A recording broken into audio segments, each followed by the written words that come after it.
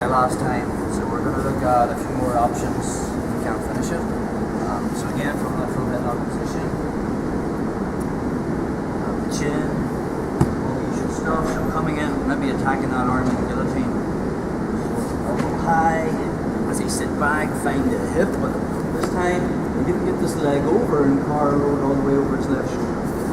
Take me all the way, sorry. So again, from here, again, we talked about last time, if I can get my knee over this curl, which we'll look at in the next minute, it doesn't really matter if I can't get it over. Again, I want to make sure that I put the weight on my head, so I'm tripoding up, so my knees come off the mat, and I get my hips over my grip, and I just engage my hip to get that position there. Okay. Again, sometimes he'll get his hands in and make that defensive pull-up grip. So if I'm here, and he maybe gets that hand in, and I just feel I don't have the profile to get it even when I go up to here, okay, all I'm going to do is I just roll over my right shoulder. Again, making sure that I use my elbow to clamp the card's elbow and grip. We've looked at all the base positions so far, and all the positions. So now we're going to start to learn something new. We just kind of want to link them and hit them from different positions. So when you can get that ability just to flow from one submission to the other is always a good thing. But I think the main theme that we've been playing with is the second I make that connection and he's inside the loop and I have his head and arm or whatever, just his head, I never let that go. I don't want to open my hand to try and go for a torch or an anaconda. I keep that, but I'll sometimes change the position. So again, from here, or from my chin strap, and I hit that arm in triangle, and I hip in, I go for that. Possibly I'll kick him over, show me this guillotine.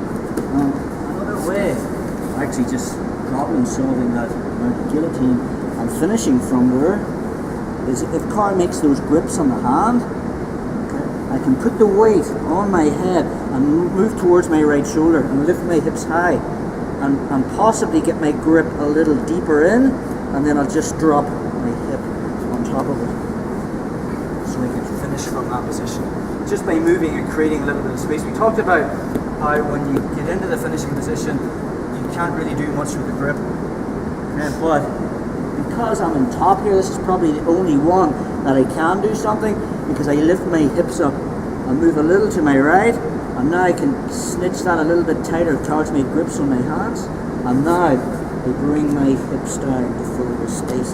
If that doesn't happen and I feel I can't finish from the mounted guillotine, I'm just rolling over my right shoulder.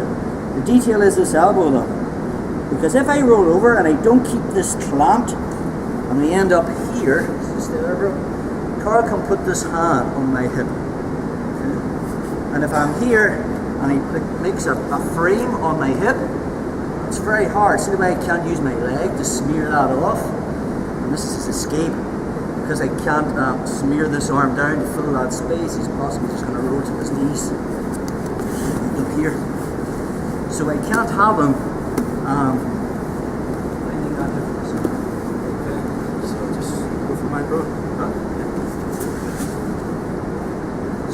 Of when I transition from the mounted guillotine to the shift back to the anaconda is clamping with this elbow. So here, I lift my hips and try to finish from here, and I just feel I can't get it. So I clamp this to my body. So my left elbow is clamping Carl's right elbow to my body. So when I roll all the way over to inverted north-south, I still have this frame. Okay? And then I can my leg to smear this down. Once I fill that space, again we talked about the snuggest of the show.